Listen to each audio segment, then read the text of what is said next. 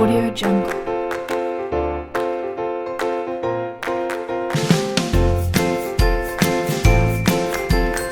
Assalamualaikum warahmatullahi wabarakatuh. Ketemu lagi dengan aku Alfarizi Maulana. Jadi hari ini aku bakal bahas materi baru, yaitu tentang ejaan bahasa Indonesia. Nah, jadi di dalam materi tentang ejaan bahasa Indonesia ini akan ada beberapa pemaparan. Yang pertama itu ada tentang penulisan kata. Secara ortografis ada 4 macam kata yang harus diperhatikan penulisannya, yaitu kata dasar, kata berimbuhan, kata ulang, dan kata gabung atau gabungan kata. Kata dasar yaitu kata yang belum diberi imbuhan atau belum mengalami proses morfologi lainnya, ditulis sebagai satu kesatuan terlepas dari kesatuan lainnya. Contohnya, kita semua anak Indonesia. Kata berimbuhan yaitu kata yang dibentuk dari kata dasar atau bentuk dasar dengan imbuhan, ditulis dengan aturan sebagai berikut, yaitu imbuhan ditulis rangkai dengan kata dasarnya sebagai satu kesatuan. Contoh, membangun.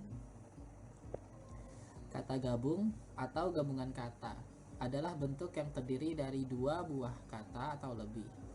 Aturan penulisannya adalah sebagai berikut. Pertama, kata yang membentuk gabungan kata ditulis terpisah satu dengan lainnya. Contohnya, kantor pos, buku pelajaran bahasa Indonesia. Kedua, gabungan kata yang sudah dianggap sebagai sebuah kata ditulis serangkai menjadi satu. Contoh, hulu balang, apabila, barangkali. Ketiga, kalau salah satu unsur dari gabungan kata itu biasanya unsur pertama tidak dapat berdiri sendiri, serangkai sebagai sebuah kata. Contoh, antar kota. Keempat, untuk menghindarkan salah baca dan salah pengertian, maka di antara unsur-unsur gabungan kata itu boleh diberi garis penghubung. Contoh, buku sejarah baru. Kedua, yaitu kata serapan. Kata serapan adalah kata yang berasal dari bahasa asing yang sudah diintegrasikan ke dalam suatu bahasa dan diterima pemakaiannya secara umum. Dalam perkembangannya, bahasa Indonesia mengambil unsur atau kata dari bahasa lain, seperti bahasa daerah atau bahasa asing. Sudah banyak kosakata dari bahasa asing dan daerah yang digunakan dalam bahasa Indonesia.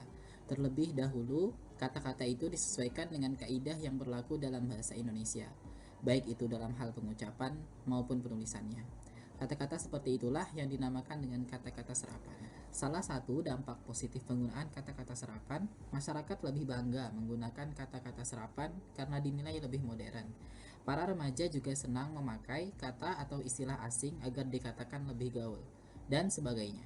Selain itu, dampak positif lain adalah pengucapan kata-kata serapan lebih singkat dari pengucapan kata-kata bahasa Indonesia, seperti kata discount, yang dalam bahasa Indonesianya berarti potongan harga. Kata-kata serapan juga memiliki kaidah penyesuaian ejaan. Berikut ini adalah kaidah penyesuaian ejaan unsur serapan dari bahasa asing ke dalam bahasa Indonesia. Yang pertama yaitu ejaan OE dari bahasa Yunani menjadi E. Contoh, oestrogen menjadi estrogen, oenologi menjadi enologi.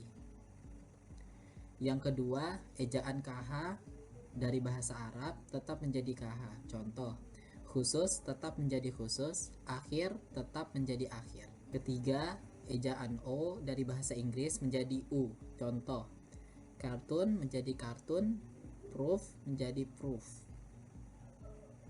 Pembahasan selanjutnya yaitu penggunaan huruf kapital dan miring. Huruf kapital adalah huruf yang berukuran dan berbentuk khusus, lebih besar daripada huruf biasa. Biasanya digunakan sebagai huruf pertama dari kata pertama dalam kalimat. Aturan-aturan penggunaan huruf kapital adalah sebagai berikut. Pertama, huruf kapital digunakan di awal kalimat. Kedua, huruf kapital digunakan pada huruf pertama petikan langsung. Ketiga, huruf kapital digunakan dalam ungkapan atau kata yang berhubungan dengan kitab suci atau Tuhan. Contohnya adalah sebagai berikut.